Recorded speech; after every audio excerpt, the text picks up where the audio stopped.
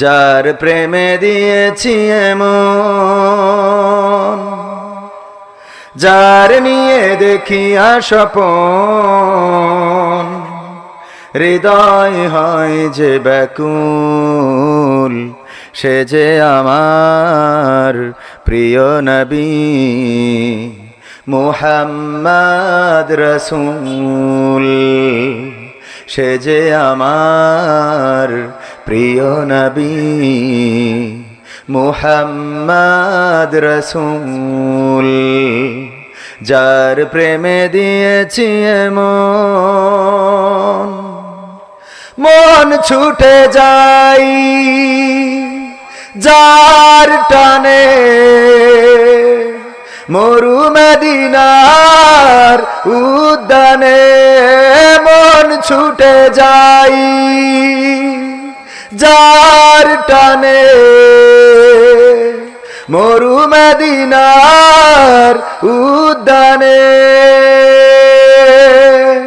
সুভাষ ছড়াই বিশ্বব্যাপী, সুভাষ ছড়াই বিশ্বব্যাপী, গন্ধরাজ যে ফুল, সে যে আমার প্রিয় নবী মুহাম্মদ রসূল। সে যে আমার প্রিয় নবী মুহাম্মদ রসূল। যার প্রেমে দিয়েছি এমন, মন উদাসী মনের দানে, তারেই শুধু কাছে টানে। যার প্রেমেরই আর তো না দে, মন যে আমার শুধুই কাঁদে। মন উদাসী মনের দানে, তারেই শুধু কাছে টানে। যার প্রেমেরই আর তো না দে, মন যে আমার শুধুই কাঁদে। যার বিরহে পাগল পারায়, যার বিরহে পাগল পারায়, রোয় আমি মশগুল। সে যে আমার প্রিয় নবী মুহাম্মদ রসূল। সে যে আমার প্রিয় নবী মুহাম্মদ রসূল। যার প্রেমে দিয়েছি এমন, যার নিয়ে দেখি স্বপন, হৃদয় হয় যে ব্যাকুল, সে যে আমার প্রিয় নবী মুহাম্মদ রসূল। সে যে আমার প্রিয় নবী মুহাম্মদ রসূল সাল্লাল্লাহু আলাইহি সাল্লাম। নবী সাল্লাল্লাহু আলাইহি সাল্লামের নাম শুনলো কিন্তু দুরূদ পড়লো না। জিবরাইল আলাইহিস সালাম দোয়া করেছেন সে যেন ধ্বংস হয়ে যায়। আল্লাহর নবী সাল্লাল্লাহু আলাইহি সাল্লাম বলেছেন আমিন। কি বলেছেন?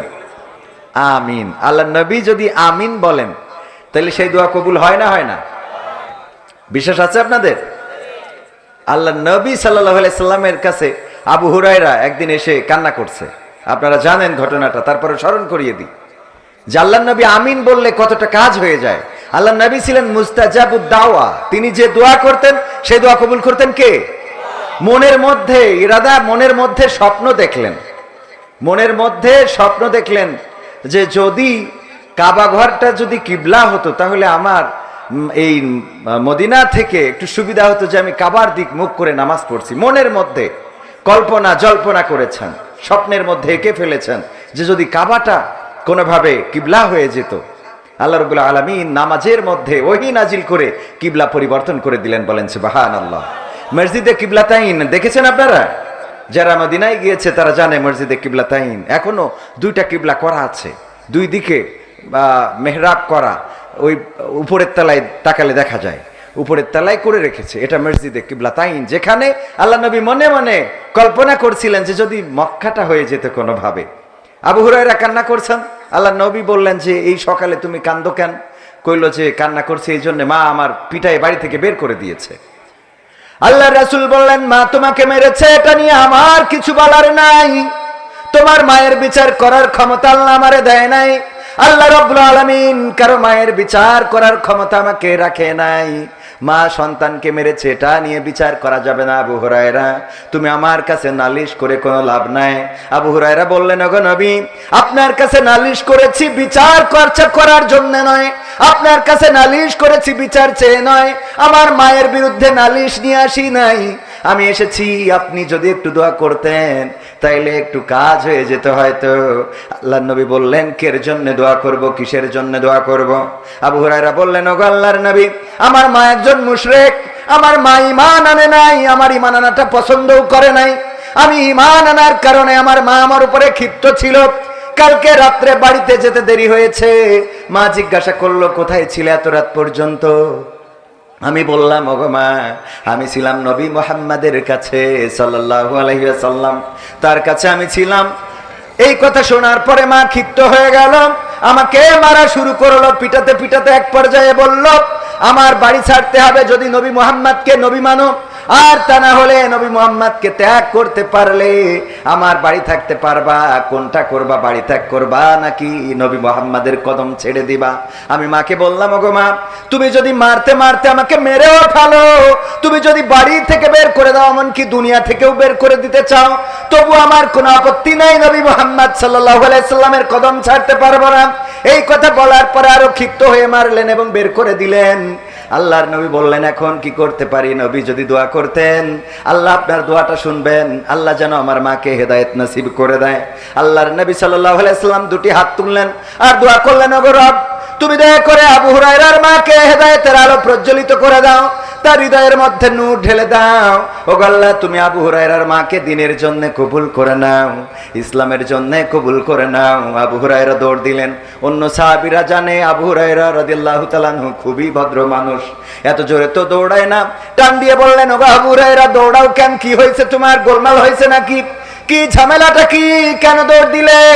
আবু হুরায়রা বলে, আমারে ছেড়ে দাও, বাড়িতে যেতে চাই, আমি বাড়িতে গিয়ে দেখতে চাই আল্লাহর নবী আমার মায়ের জন্য দুটি হাত তুলে দোয়া করেছেন, আমি বাড়িতে যেয়ে দেখবো আমি দৌড়ে আগে বাড়ি পৌঁছালাম নাকি আল্লাহর নবীর দোয়া আরশে আজিমে পৌঁছে গিয়েছে। আবু হুরায়রা রাদিয়াল্লাহু তাআলা আনহু বর্ণনা করেছেন, আমি বাড়িতে গিয়ে যখন দরজায় নক করলাম, ভিতর থেকে আওয়াজ আসলো কে? আমি বললাম, ওগো মা আমি তোমার সন্তান আবু হুরায়রা দরজায় দাঁড়িয়ে। মা বললেন, বাবা দাঁড়াও, দরজাটা খুলছি। আবু হুরায়রা বলেন, আমার মা যখন এই কথাটা বলেছে তখন তার কথার মধ্যে আমি হেদায়েতের নূরের আওয়াজ পেয়েছি। আমার মন বলে নিল আমি বাড়িতে পৌঁছানোর আগে আল্লাহর নবীর দোয়া আমার বাড়িতে পৌঁছে গেছে। আল্লাহর নবীর দোয়া বাড়িতে পৌঁছে গেছে। আবু হুরায়রা বললেন, দরজা খোলার পরে মা জননী আমাকে ডাক দিয়ে বললেন, ও আবু হুরায়রা আমি তোমাকে মেরেছি, আমার হৃদয়টা বড্ড কষ্ট পেয়েছে, কেন মারলাম তোমারে, কেন পিটালাম, কেন বাড়ি থেকে বের করে দিলাম, সারাটা রাত আমার ঘুম হয় নাই।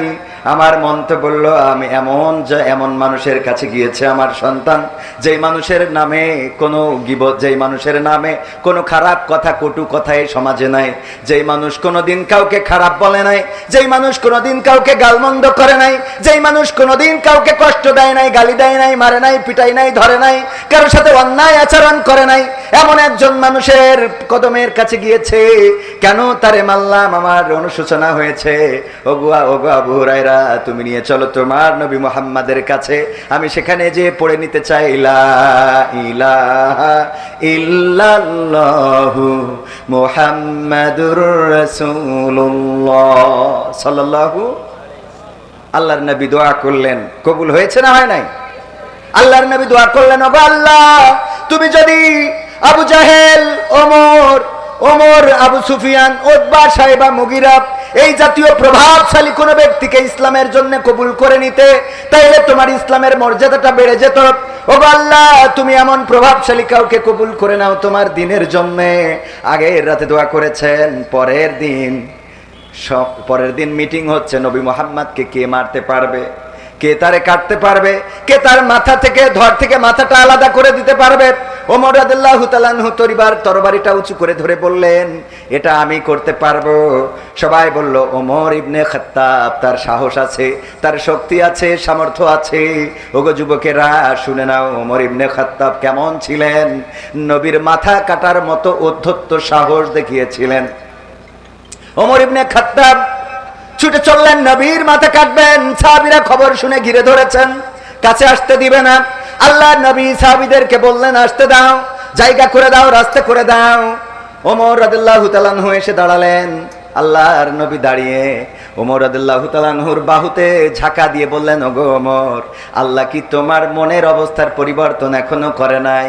ওমর রাদিয়াল্লাহু তাআলা আনহু তরবারিটা নবীর কদমের কাছে রাখলেন এবং বললেন, ওগো নবী, আমি তওবা করেছি। আমি আমার বোন এবং আমার ভগ্নিপতির ইসলাম গ্রহণের খবর শুনে তাদেরকে এমন প্রহার করেছি, এত পিটিয়েছি, তারপরেও তারা ইসলামের বাণী ছাড়তে চায় নাই, কালেমার বাণী থেকে সরে আসতে চায় নাই, আপনার কদমটা ছাড়তে চায় নাই। আমি বুঝতে পারলাম, নিশ্চয় এমন কোন বাণী, যেই বাণী রক্তপাতকে ভয় পায় না, যেই বাণী মৃত্যুকে ভয় পায় না। কি এমন বাণী আমার বোনের কাছে শুনলাম। আল্লাহ আমার হৃদয়ে হেদায়েতের আলো প্রজ্বলিত করেছে।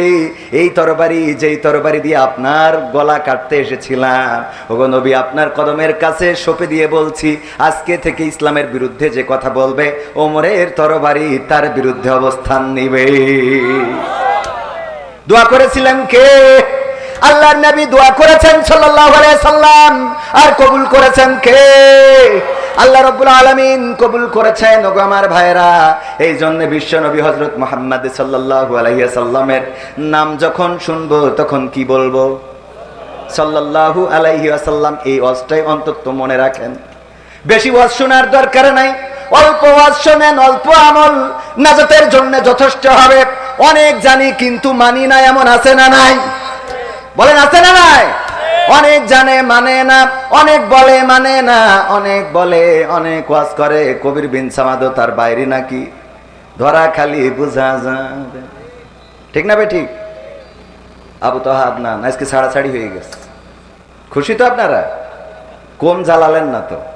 কেউ বোর পক্ষে, কেউ আবু তাহা আদনানের পক্ষে। কেউ বলে পৃথিবী একদিকে গেলেও আবু তাহা আদনানের দেখানো পথ থেকে সরে দাঁড়াবো না। আর কেউ বলে প্রথম থেকেই সন্দেহ করছিলাম এই বেটা খারাপ ছিল। দুনিয়ায় সবাইরে খুশি করা সম্ভব হবে না। পারিবারিক ঝামেলাটা সামনে এনেছে তার স্ত্রী, এটা নিঃসন্দেহে অন্যায়। পারিবারিক ঝামেলা পরিবার দিয়ে মেটানো দরকার ছিল। কিছু মানুষ আছে যখন মাছ পায় না তখন ছিপে কামড় দেয়, আছে না নাই? সম্মান দেয়ার মালিককে আল্লাহ রাব্বুল আলামিন, কেড়ে নেয়ার মালিককে। তবে হ্যাঁ, অবশ্যই যারা যে পথে চলেন সেই পথের কদর করার দরকার আছে না নাই? সারা রাত স্লোগান দেবেন ধানের শীষ, ভোট দেওয়ার সময় দাড়ি পাল্লা হবে? কথা কয় না।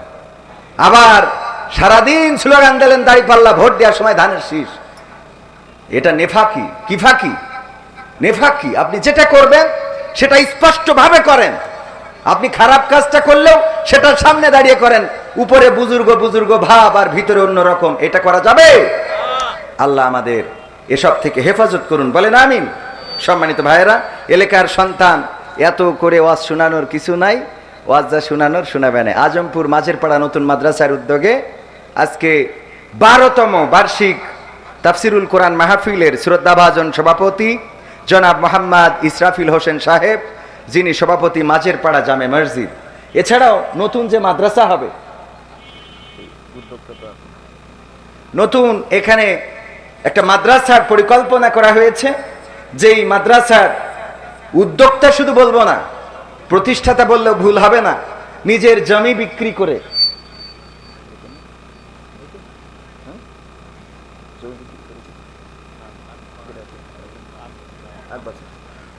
আমাদের আর একজন, উনি সভাপতি না কিন্তু উনি নিজের জমি বিক্রি করে মাদ্রাসা প্রতিষ্ঠিত করছেন, আমাদের আকবর চাচা।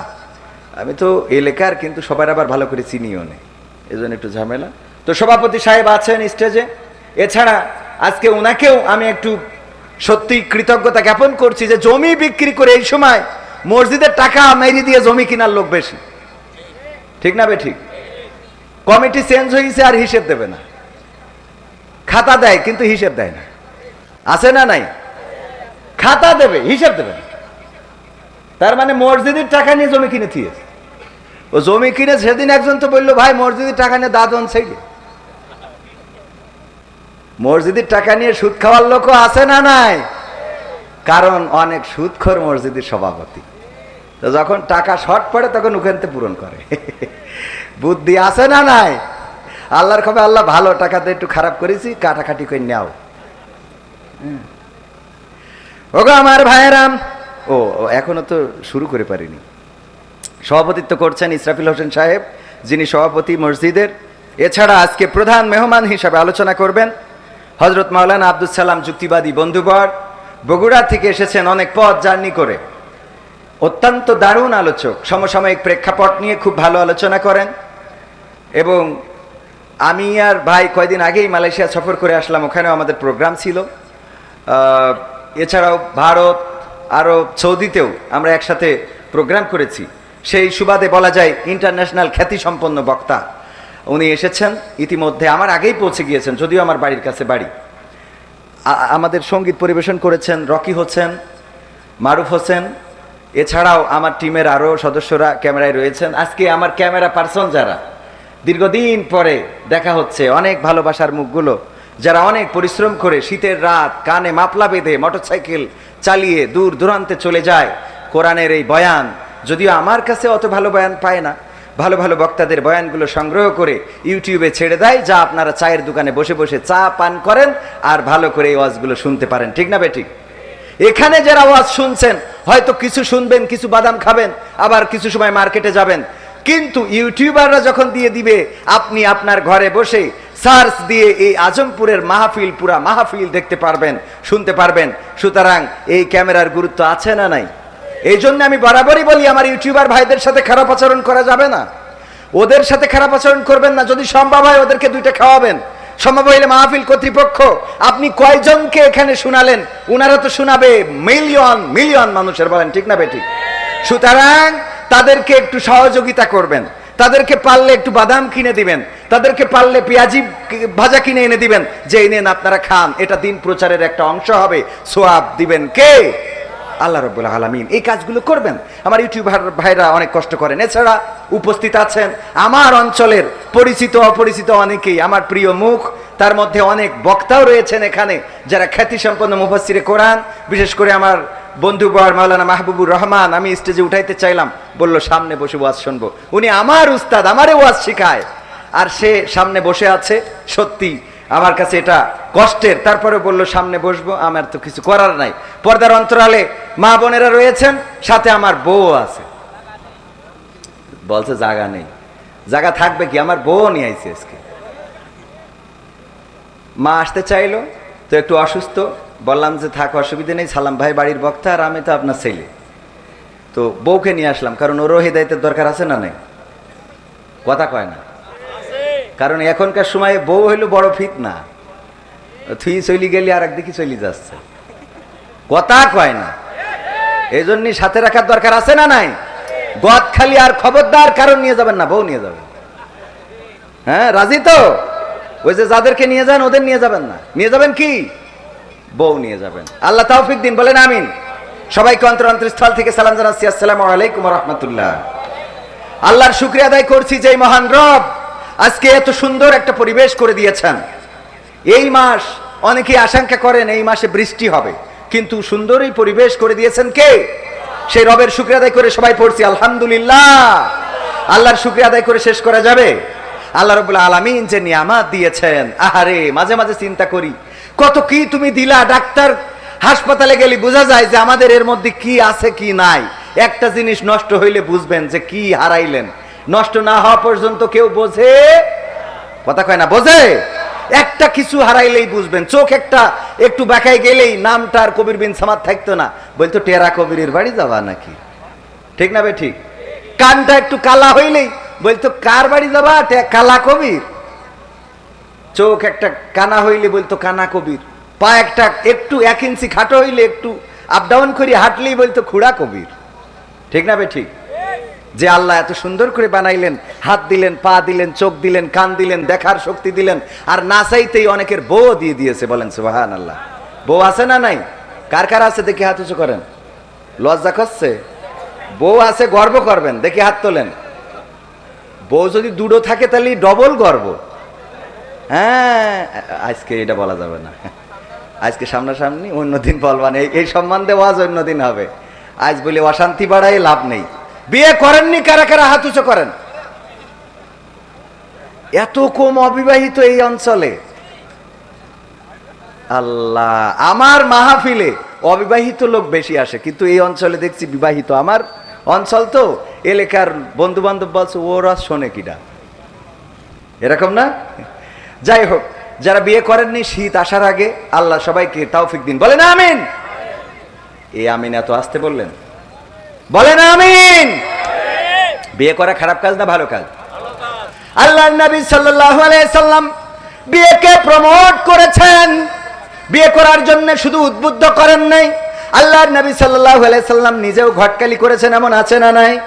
আল্লাহর নবীর একজন সাহাবী ছিল, এত কালো কেউ পছন্দ করে না, এত কালো, এত কালো কারো পছন্দ হয় না, কেউ মেয়ে দিতে চায় না। আল্লাহর নবী সাল্লাল্লাহু আলাইহি সাল্লামের কাছে এসে বললেন, ওগো নবী, আমার বুঝি বিয়ে হবে না? আল্লাহর নবী বললেন, কেন? আমার চেহারাটা সুন্দর না, আমি কালো মানুষ, আমার দাঁতগুলো সাদা আর চোখের পাশে সাদা, এছাড়া আর কোনো সাদা জায়গা নাই, এই জন্য মানুষ পছন্দ করে না। আল্লাহর নবী বললেন, আমি একটা চিরকুট লিখে দিচ্ছি, এই মদিনার সবচেয়ে সুন্দরী নারীটার তোমারে বউ বানাই দেব। বলেন সুবহানাল্লাহ। চিরকুট লিখে দিলেন যে আমি প্রস্তাব পাঠাচ্ছি আমার এই সাহাবীর জন্য। এই সুন্দরী মেয়েটা চিঠি নিয়ে গেলেন, মেয়ের বাবার কাছে দিলেন। মেয়ের বাবা বলল, তোমার এমন চেহারা, এই চেহারার সাথে আমার সুন্দরী মেয়েটারে বিয়ে দিতে রাজি। ভিতর থেকে মেয়েটি শুনলেন আর বললেন, ওগো বাবা, কার প্রস্তাব ফিরিয়ে দেন? যেই বিয়ের ঘটক স্বয়ং নবী সাল্লাল্লাহু আলাইহি সাল্লাম, যেই বিয়ের প্রস্তাব পাঠিয়েছেন নবী সাল্লাল্লাহু আলাইহি সাল্লাম, সেই বিয়েটা ফেরত দেয়া যাবে না। আল্লাহ নবী সাল্লাল্লাহু আলাইহি সাল্লাম ঘটকালি করেছেন। যাই হোক, ওয়াজ করা আমার ওইদিকে যাওয়ার দরকার নেই, আজকে বিয়েকে এত প্রমোট করারও দরকার নেই, বাড়িতে এমনি ঝামেলা। সূরা হাসরের, সূরা আল ফজরের 4টা আয়াত আমি তেলাওয়াত করেছি। ইমামরা খুব বেশি বেশি তেলাওয়াত করেন, মনে আছে আপনাদের? ইয়া আইয়াতুহান নাফসুল মুতমাইন্নাহ ইরজিই ইলা রাব্বিকি রাদিয়াতাম মারদিয়া ফাদখুলি ফি ইবাদি ওয়াদখুলি জান্নাতি। এই আয়াতটা নিয়ে একটু কথা বলতে চাই। আয়াতটা যখন নাজিল হচ্ছিল তখন পাশে বসা ছিল আবু বকর রাদিয়াল্লাহু তাআলা আনহু। আবু বকর রাদিয়াল্লাহু তাআলা আনহু ইসলামের কততম খলিফা ছিলেন? বলেন তো সবাই, কততম? সবাই বলেন কত? প্রথম। এগুলো শিখে রাখেন, মাঝে মাঝে আমি প্রশ্ন করি, দেখেন না, প্রশ্ন করে কম্বল দিই, খাবার দিই, তেল দিই, কম্বল, জায়নামাজ দিই, খেয়াল করেন কিনা? এই প্রশ্নগুলোই তো করি। ইসলামের প্রথম খলিফাকে আবু বকর রাদিয়াল্লাহু তাআলা আনহু। ওই সময় অনেকেই অন্য রকম উত্তর দিয়ে ফেলে, কেউ সাহাবীর নাম বলে, কেউ বঙ্গবন্ধুর নাম বলে, আছে না নাই? মনিহারের কাছে একজনের জিজ্ঞাসা করলাম, আমাদের জাতির পিতার নাম কি? কয় বঙ্গবন্ধু শেখ মুজিবুর রহমান। আমরা ইসলাম থেকে এত পিছিয়ে, আদিনে আমি এক মা বোন বলতে হবে, জিজ্ঞাসা করলাম যে উজুর ফরজ কয়টা? তা বলছে 3টা। বললাম কি কি? বলছে ফজর, জহর আর আসর। ফজর, জহর আর আসর উজুর ফরজ। এই অনুষ্ঠানটা দেখবেন, দেখলে আপনারাও মাঝে মাঝে অবাক হয়ে যাবেন। আবার অনেকেই দেখবেন যে আপনি নিজেও জানেন না যে যেটা বলেছে এটা আমিও জানি না। বোঝেননি? আবু জাহেলের মতো। আবু জাহেলের কাছে একবার তার ভক্তবৃন্দ এসেছে একটা বস্তু নিয়ে, বলল বৃষ্টি হয়েছে, বৃষ্টির পানিতে এটা ভেসে এসেছে, কি আমরা চিনতে পারছি না। আবু জাহেল সামনে ওটা দেখে কিছুক্ষণ কান্নাকাটি করলেন, তারপরে কিছুক্ষণ হাসা শুরু করলেন। আবু জাহেলের ভক্তবৃন্দ বলল, আবু জাহেল, তুমি তো আমাদের নেতা, তুমি আমার এই যে বিষয়টা এনেছি, এটা কি না জানিয়ে হাসলে কেন, কাঁদলে কেন? বলল আমি কাঁদলাম এই জন্যে, আমি যদি মারা যায় তাইলে এই সামান্য জিনিসটা তোমরা চিনতে পারো না, কি উপায় তোমাদের হবে, এই চিন্তা করে আমি কান্না করলাম। তাইলে হাসলে কেন? বলছে আমি হাসলাম এই জন্য, এই জিনিসটা কি আমিও চিনতে পারিনি, এই জিনিসটা কি আমিও চিনতে পারিনি। ওর চিন্তা হলো মারা গেলে এদের উপায় কি হবে, যে এই সামান্য জিনিস এরা বুঝতে পারে নাই। কিন্তু ও হাসলো এই জন্য যে আসলে এই জিনিসটা ও বুঝতে পারে নাই। তো এই অবস্থা আমাদের অনেকের আছে, যে সামান্য এই উত্তর আমি যখন প্রশ্ন করি তখন পাশ থেকে অনেকেই বলি দেয় এইটা এইটা এইটা, যেই ওইটারে ধরি আমনি কেলাই পড়ে। এই জন্য এগুলো শেখার দরকার আছে না নাই? ইসলামের প্রথম খলিফা কে? হযরত আবু বকর রাদিয়াল্লাহু তাআলা আনহু। তিনি পাশে বসা ছিলেন যখন এই আয়াতে কারিমাত নাজিল হচ্ছিল, আল্লাহর নবী তেলাওয়াত করলেন, আর আবু বকর রাদিয়াল্লাহু তাআলা আনহু তরজমা করা লেগেছে নাকি? বলেন, তরজমা করা লেগেছে? আরবে যখন কোরআন নাজিল হতো আরবি ভাষায়, তখন আরবিয়ানরা বুঝতো না। আল্লাহর নবী যখন এই আয়াতে কারিমা তেলাওয়াত করলেন, তেলাওয়াত করার সাথে সাথে আবু বকর রাদিয়াল্লাহু তাআলা আনহু বললেন, তাফসিরে ইবনে কাসিরে এসেছে, ওগো নবী এত সুন্দর চমৎকার কথা আল্লাহ ডাক দিয়ে বলছে, ওগো প্রশান্ত আত্মা, ওগো প্রশান্ত আত্মা, হে প্রশান্ত আত্মা তুমি ফিরে এসো তোমার রবের কাছে, ফিরে এসো তোমার রবের কাছে, আর তুমি দাখিল হয়ে যাও আমার বান্দাদের কাতারে, আর প্রবেশ করো জান্নাতে সন্তুষ্ট চিত্তে, আনন্দ চিত্তে এবং সন্তোষ ভাজন হয়ে তুমি ফিরে এসো। কত সুন্দর কথামালা আল্লাহ ডাক দিয়ে বলছেন, ওগো প্রশান্ত আত্মা ফিরে আসো সন্তুষ্ট চিত্তে এবং সন্তোষ ভাজন হয়ে। তার মানে তুমি সন্তুষ্ট হয়ে যাও এবং যার কাছে ফিরে আসছো সেও তোমার উপরে সন্তুষ্ট, আর তুমি দাখিল হয়ে যাও আমার বান্দা যারা তাদের কাতারে, আর প্রবেশ করে নাও জান্নাতে। এই কথাগুলো যখন আল্লাহর নবী সুন্দর করে তেলাওয়াত করলেন, আবু বকর রাদিয়াল্লাহু তাআলা আনহু বললেন, কত সুন্দর কত চমৎকার কথা। আবু বকর রাদিয়াল্লাহু তাআলা আনহুকে আল্লাহর নবী বললেন, আবু বকর শুনে নাও, যখন তোমার মৃত্যুর সময় ঘনিয়ে আসবে তখন আল্লাহ রাব্বুল আলামিন এই কথাগুলো তোমাকেও বলে দিবে। সুবহানাল্লাহ। নফসে মুতমাইন্না, প্রশান্ত আত্মা। কি আত্মা? বলেন কি আত্মা? আল্লাহ ডাক দিয়ে বলবেন, ওগো প্রশান্ত আত্মা ফিরে আসো তোমার রবের নিকট সন্তুষ্ট চিত্তে এবং সন্তোষ ভাজন হয়ে। সন্তুষ্ট চিত্তে মানে তুমিও খুশি হয়ে যাও। এটাই এমন, ধরেন আবার রাজনীতির কথা বলছি না, তারেক রহমান দেশে এসেছে, আমাদের এই থানায় অথবা এই সংসদীয় আসনে বিএনপির মনোনয়ন প্রত্যাশী আছে না নাই? কয়জন আছে?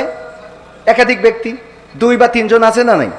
2 বা 3 জন। এর মধ্যে যদি কোনো একজনকে ডাকে যে তুমি একটু ঢাকায় আসো, তারেক রহমান একজনকে ডেকেছে, তুমি একটু ঢাকায় আসো, ও তো আগেতে বলবে ধান লাগা, কথা কয় না।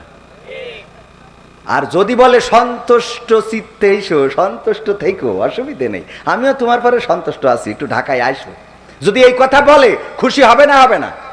ধান লাগাবে না? লাগাবে না? কথা কয় না। আপনাদের কি কষ্ট হচ্ছে? লাগাবে না? লাগাবে না? বলবে লাগা।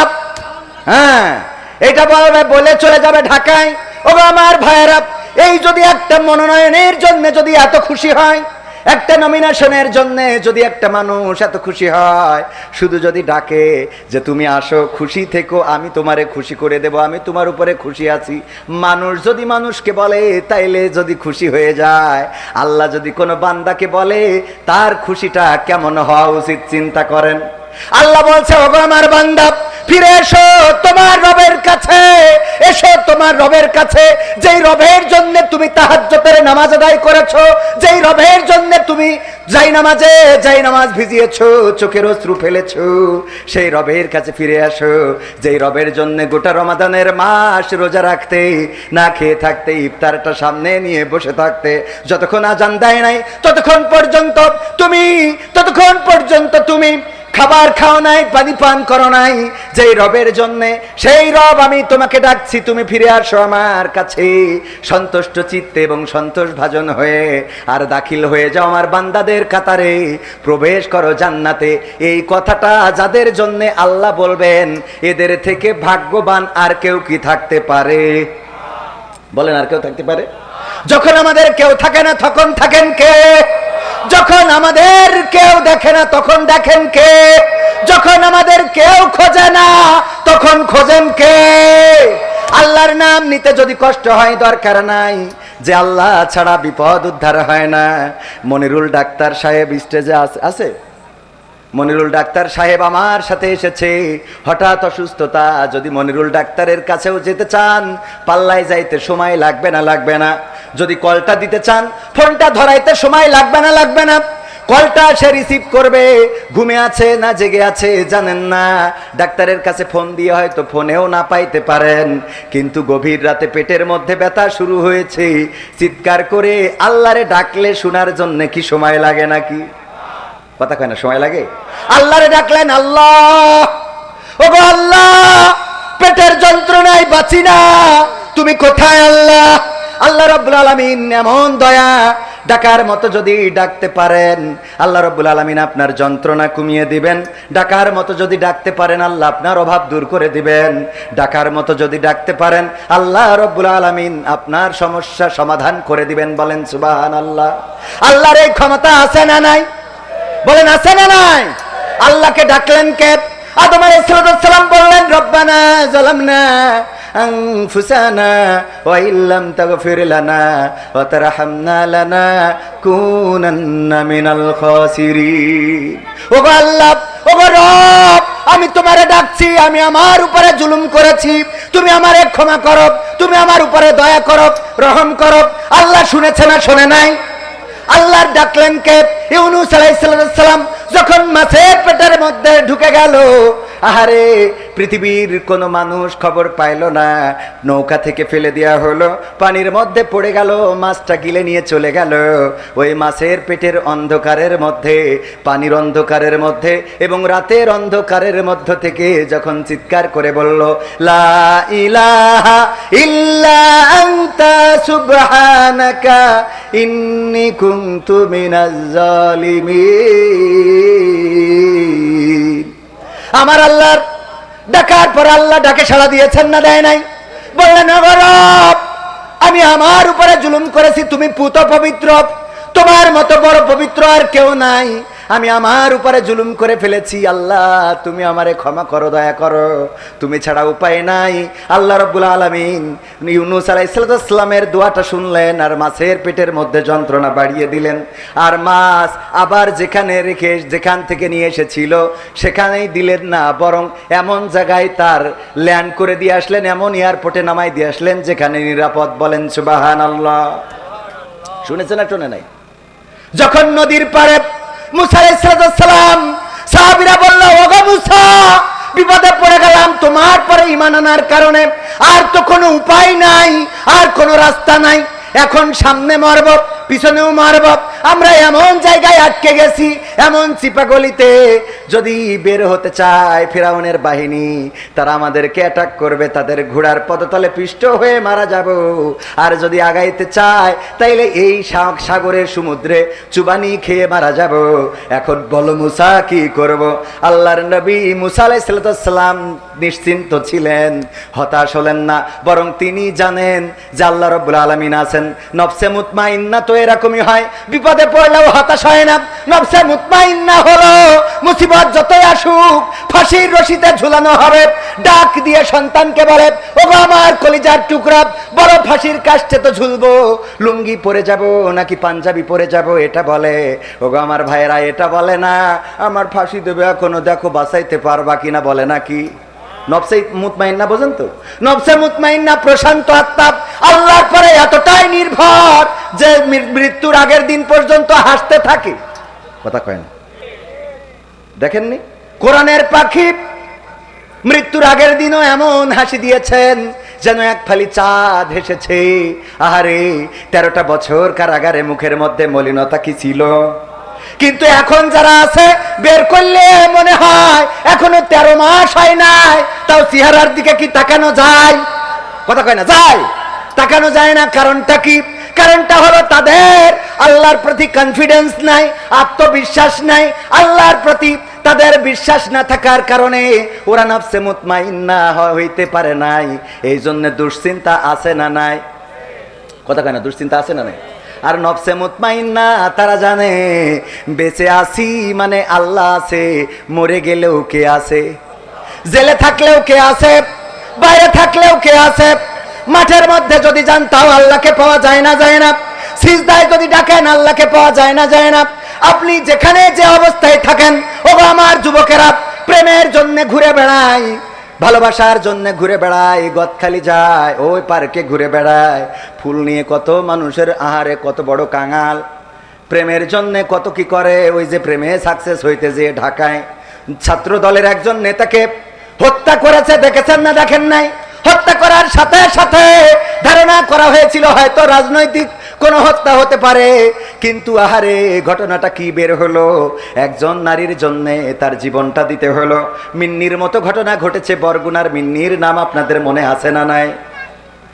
ত্রিভুজ প্রেমে জড়িয়ে গিয়েছে, প্রাইভেট টিচার যিনি তার সাথেও প্রেম করেছে, আবার ক্লাস 4 থেকে শুরু করি স্যার একজনের সাথে লাইন মারা, 9 বছরের প্রেম আর প্রাইভেট টিচারের প্রেম, চিন্তা করে কার সাথে যাব, কার খাবো, কার সাথে থাকবো, এই দুইটা ব্যালেন্স করতে পারে না।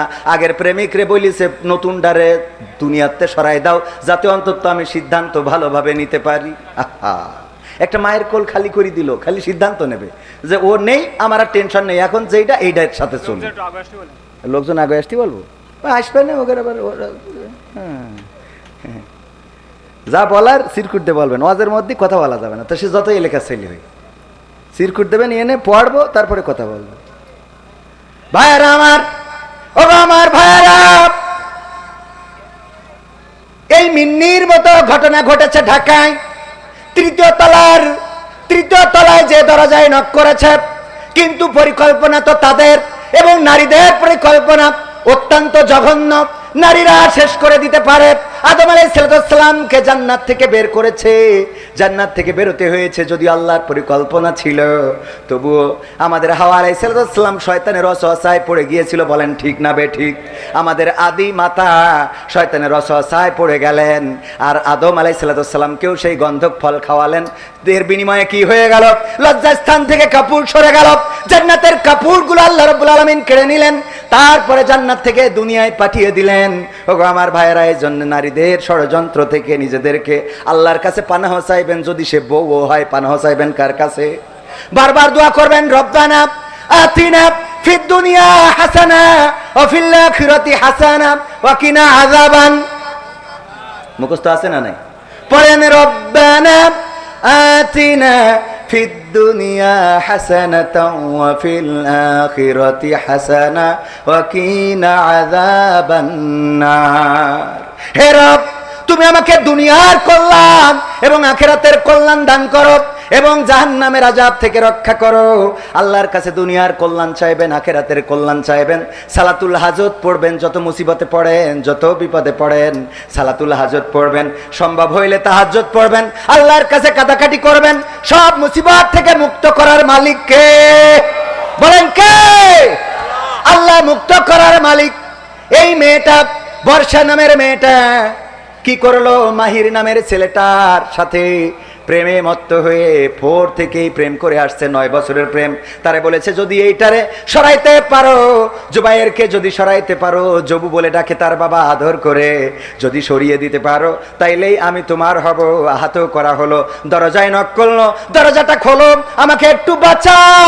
ওই মেয়েটা বলেছে তুমি না মরলে আমি মাহিরের হইতে পারবো না, সুতরাং তুমি মরে যাও, সেটাই ভালো। এই যে মেরে ফেললো, আহারে এই প্রেম, এই ভালোবাসা। এখন একজন মায়ের কোল খালি করলো, অপরজনের মা আবার ওই আসামিকে এনে ধরিয়ে দিয়েছে, নিজে পুলিশের কাছে সোপর্দ করেছে, আর যেই মেয়েটার কারণে সেও এখন জেলখানায়। বলেন দেখি, প্রেম কি ভালো কিছু বয়ে আনলো না খারাপ কিছু? তাইলে এই প্রেম কি করা যাবে? না, করবেন না, প্রেমের পিছনে ঘুরবেন না। আপনি যারে চান চিঠি দিয়ে লাভ নেই, মেসেজ করে লাভ নেই, ফ্রেন্ড রিকোয়েস্ট পাঠায় লাভ নেই, টিকটক করে লাভ নেই। বরং যদি সিজদায় পড়ে আল্লাহর কাছে চাইতে পারেন, আল্লাহ আমার তো মনে হয় ওই মেয়েটা যদি আমার জীবন সঙ্গিনী হয়ে যায় তাইলে আমার জীবনটা সুখের হবে, আমি বড্ড ভালোবাসি। আল্লাহ রাব্বুল আলামিন যদি কল্যাণ মনে করেন তারে তোমারে দিয়ে দিতে পারে না? পারে না? কথা কয় না, পারে না? পারে না? যারা বিয়ে করেছেন তারাও সেই দেখবেন আপনাদের ডবল বিয়ে হইতে পারে। এই আল্লাহ দিতে পারে না? পারে না? এটা কি খারাপ কাজ? খারাপ কাজ।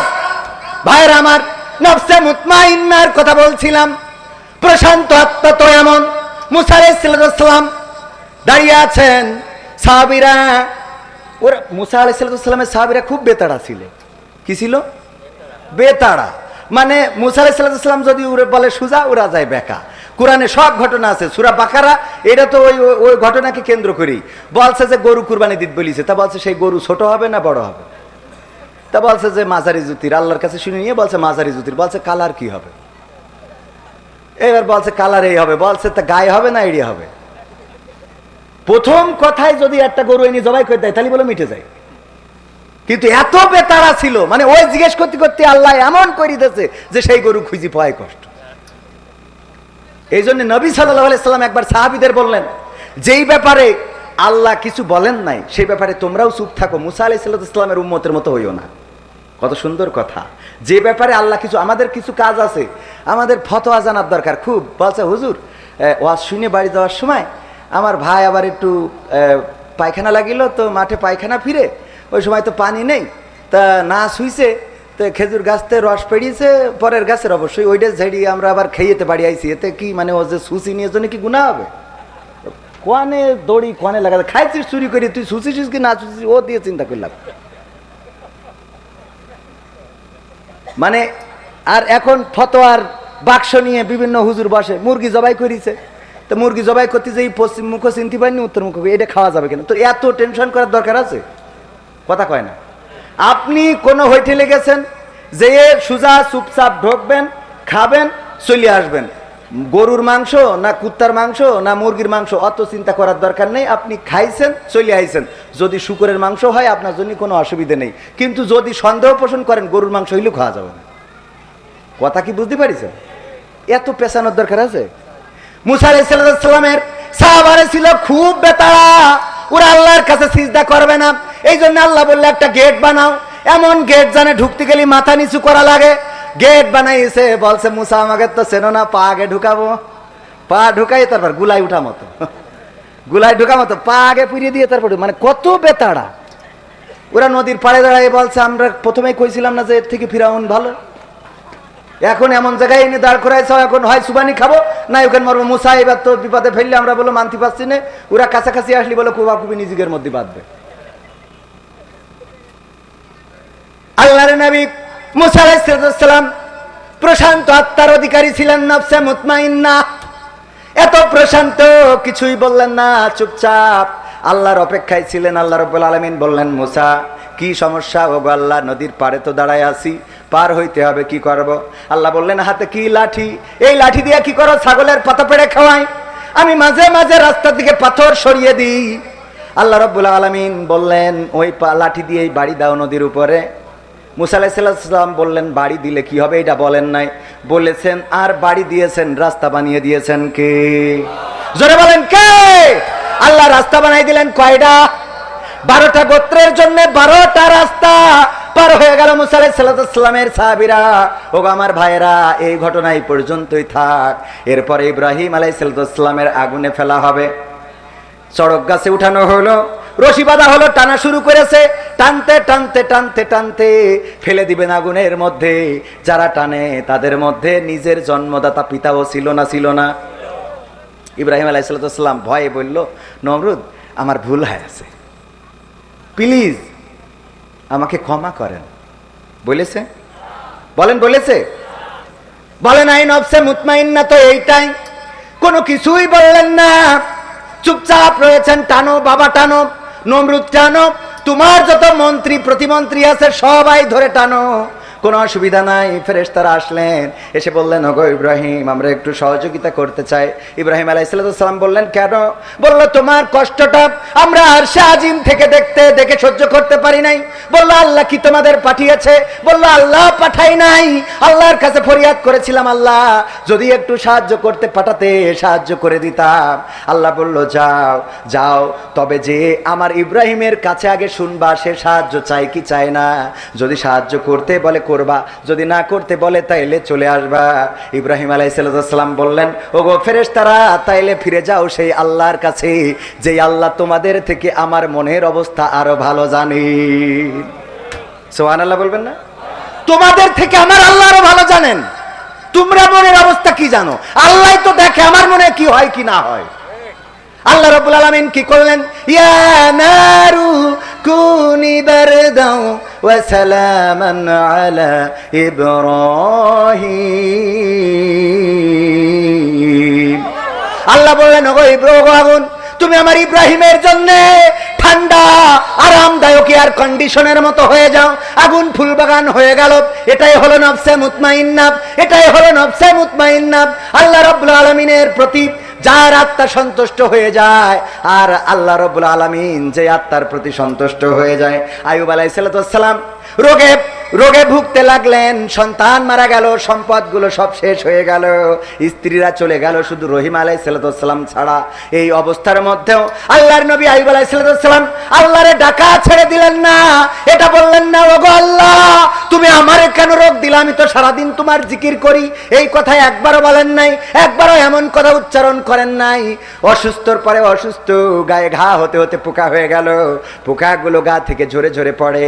এরপরে আস্তে করে যখন জিহ্বায় পোকা ধরে গেল, জিহ্বাগুলো খাওয়া শুরু করে দিল, তখন আইয়ুব আলাইহিস সালাম ডাক দিলেন, ওগো রব, হে আমার রব, তোমার কাছে কোনো অভিযোগ আমি কোনোদিন করি নাই। আমার সন্তান মারা গেল বলি নাই, আমার সম্পদ ধ্বংস হয়ে গেল বলি নাই, আমার স্ত্রীরা চলে গেল বলি নাই, আমার কাজের মানুষগুলো চলে গেল অভিযোগ করি নাই, আমার গায়ে ঘা দিয়েছো, কুষ্ঠ দিয়েছো বলি নাই, আমার শরীরে পোকা দিয়ে আমার গোশতগুলো খাইয়ে নিয়েছো তাও বলি নাই, অভিযোগ করি নাই। ওগো আল্লাহ, আজকে অভিযোগ করা ছাড়া কোনো উপায় নাই, কারণ আমি এত কষ্টের মধ্যেও আমি তোমার জিকিরটা করতাম আমার জিহ্বা দিয়ে, আর আজকে তুমি আমার সেই জিহ্বায় পোকা দিয়েছো, আর ওই পোকা আমার জিহ্বাটা খেয়ে ফেলে। ওগো আল্লাহ, তুমি বলো আমার জিহ্বাটা যদি পোকাই খেয়ে নেয়, তাইলে আমি কেমন করে তোমার জিকির করব, কেমন করে আমি তোমারে ডাকবো, কেমন করে আমি আল্লাহ আল্লাহ বলে তোমারে আহ্বান করব।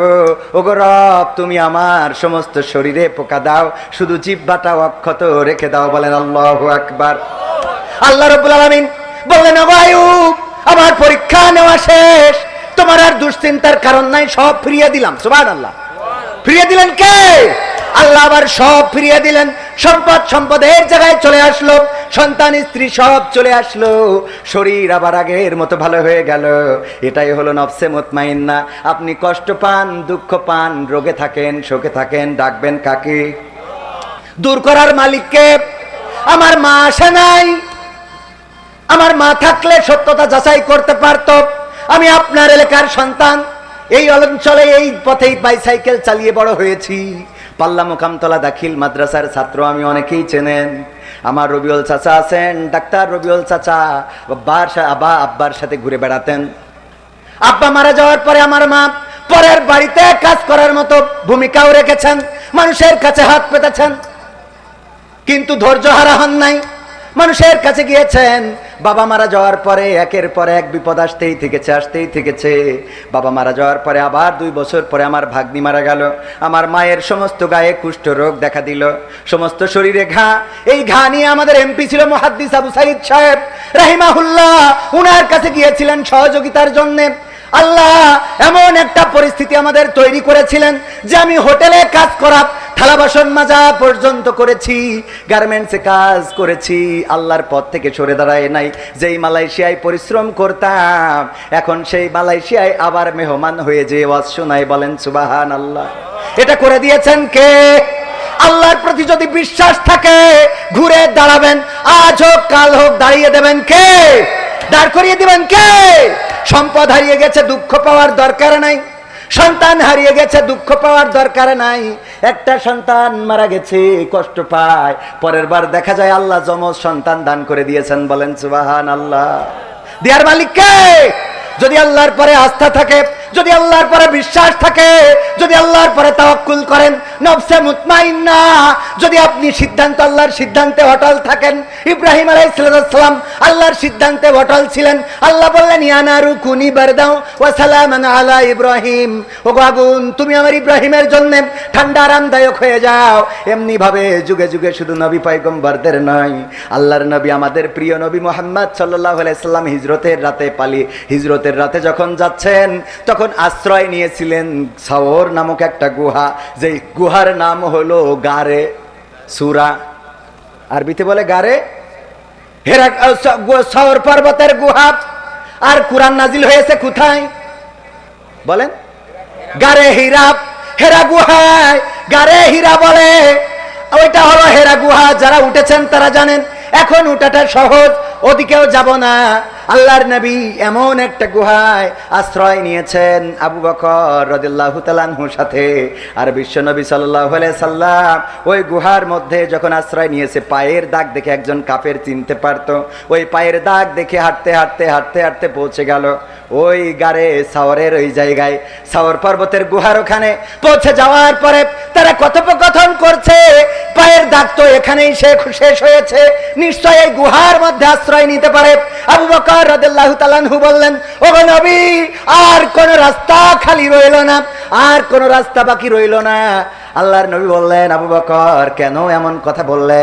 আবু বকর রাদিয়াল্লাহু তাআলা আনহু বললেন, ওগো নবী, উপরের দিকে একটু তাকিয়ে দেখেন, কতগুলো কাফের, ওরা সংখ্যায় বেশি, ওরা এই জায়গা পর্যন্ত চলে এসেছে, এখন নিচের দিকে তাকাইলেই আমাদের দেখে ফেলবে। আমরা তো সংখ্যায় মাত্র 2 জন, আর ওরা সংখ্যায় অধিক, আমাদের আর বাঁচার কোনো রাস্তা রইল না।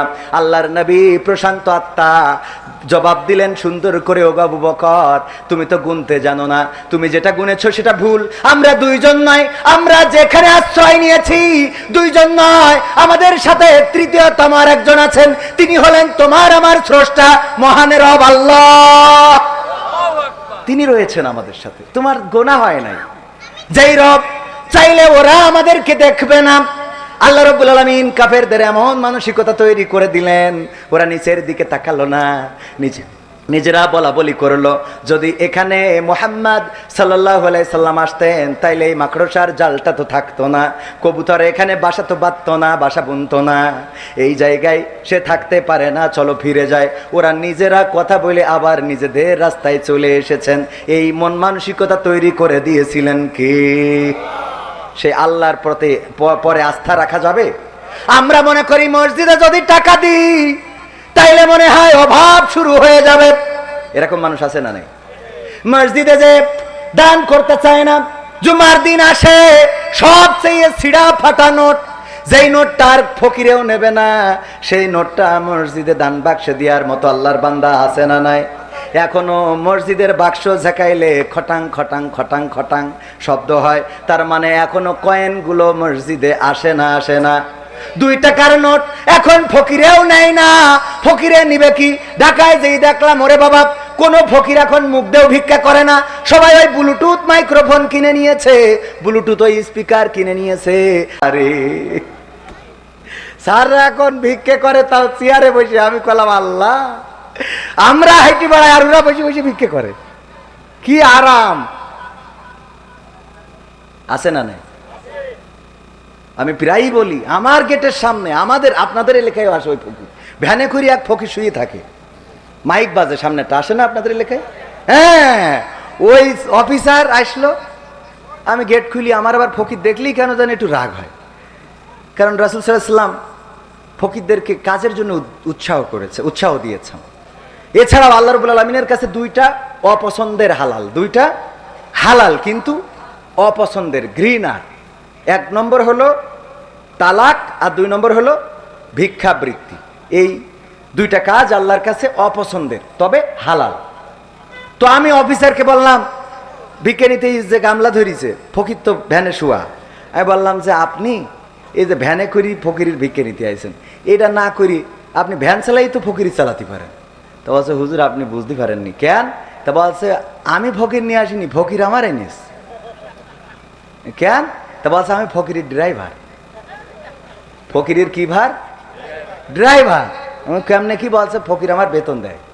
বলছে, ভ্যান, ওই যে মাইক, এই যে গামলা সব ফকিরি, ও আমার কাড়ি নিলে আমার চাকরি শেষ।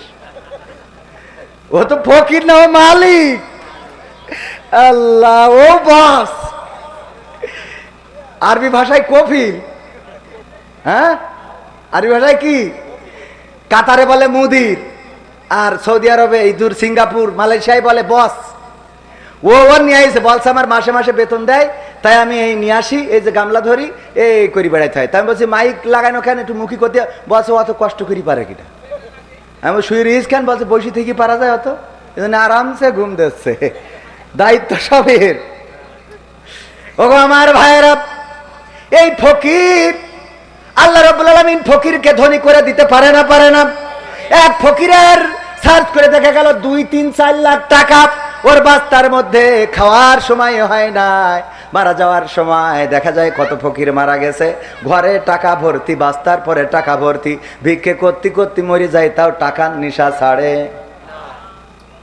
এরকম মানুষ আমাদেরও আছে না নাই? যদি বলেন ভাই চলেন উমরাটা করে আসি, টাকা তো কম হয় নাই, হজটা করে আসি। হজে জাতি কত টাকা লাগে তুমি জানো? পাখাম করা যায়, আমার পরে হজ ফরজ হয়ে যা কোনো, হ্যাঁ হজের কথা কর, আমি হজ করার যোগ্য হয়ে যা কোনো। ভাই ওই পশ্চিম মাঠে 1 বিঘে জমি বেচতে চাইলো, নিতে কনে কনে, আরে বাবা ও জমির কথা শুনলি এনার্জি। হ্যাঁ তোমার চাষির নামে ব্যাংকে কটা টাকা আছে দেখো, যদি হয় নুবানে। আরে শয়তান, আছে না নাই? 1,25,30,000 টাকা দিয়ে ওমরা করতে যাওয়ার সুযোগ হয় না, অথচ 4 লাখ টাকা বউতে লাগতে দিতে পারে। কথা কয় না? ও কি দেয় কি শেষ চাই যে চলি গেছো, যে আবার মামলা করে যে টাকাও লাগবে, চলি যাবে, টাকাও নিয়ে যাবে, আইন সবকের কি। এই জন্য আমার 50,000 টাকা চলি গেলেও অসুবিধা নেই, থাকলে এক রাতি ওয়াজ করলে হয়ে যায়। মনে করে যে মাঝে মাঝে অ্যাকশন নেবে, আমি কেউ অসুবিধে নেই, এক রাত কি। হ্যাঁ যাই হোক, ও আমার ভাইয়েরা, আলোচনায় আসি। আমি যেই কথা বলছিলাম, আল্লাহ রাব্বুল আলামিন আপনার জায়গাটা ফিরিয়ে দিবেন যদি বিশ্বাস থাকে। ইব্রাহিম আলাইহিস সালামকে দিয়েছেন, আইয়ুব আলাইহিস সালামকে দিয়েছেন, ইউনূস আলাইহিস সালামকে দিয়েছেন, নূহ আলাইহিস সালামকে দিয়েছেন, আদম আলাইহিস সালামকে দিয়েছেন, লূত আলাইহিস সালামকে দিয়েছেন, মুহাম্মদ সাল্লাল্লাহু আলাইহি সাল্লামকে দিয়েছেন। এমনি ভাবে শুধু নবী সাল্লাল্লাহু আলাইহি সাল্লাম নয়, এই জমিনে শাহজালাল, শাহ মাকদুম, তিতুমির, শরিয়াতুল্লাহ, মুন্সি মেহেরুল্লাহ, আর বর্তমান জামানায় আল্লাহর দ্বীনের পথে অনেকেই ফাঁসির কাস্টে ঝুলে গিয়েছেন। বলেন তাদের সম্মান বাড়িয়ে দিয়েছেন কি? বাড়িয়ে দিয়েছেন কে? এখন যেই দিকে যাই সেই দিকের গণজোয়ার আছে না নাই? কথা কয় না, আছে না নাই? যেটা শেষ করতে চাইলো সেইটাই আবার তারা কয় এখন আমাদের এইটা ছাড়া রাস্তা। ওবায়দুল কাদের থাকলি বলতো আমরা এখন এই পথেই চলবো, ঠিক না বেটে? বলতে এখন আর আমাদের খেলা হবে, এখন তোমরা খেলা করবে আমরা দেখবো।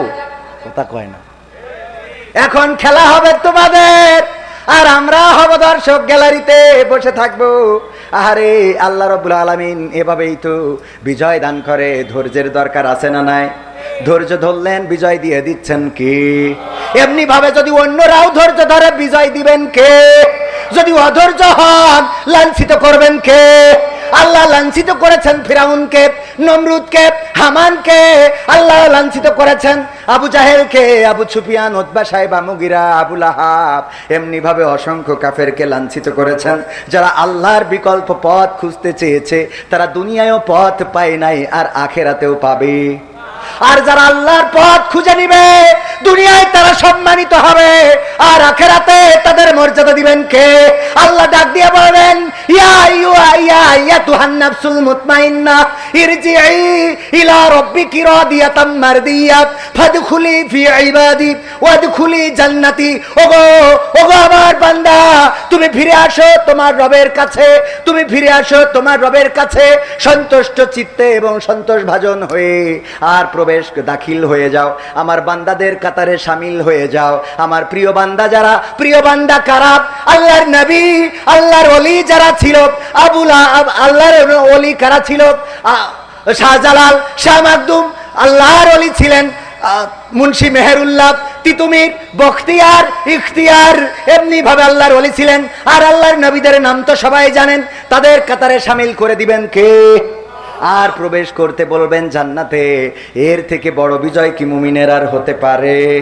এই বিজয় চান কে? কে হাত দেখতে চাই?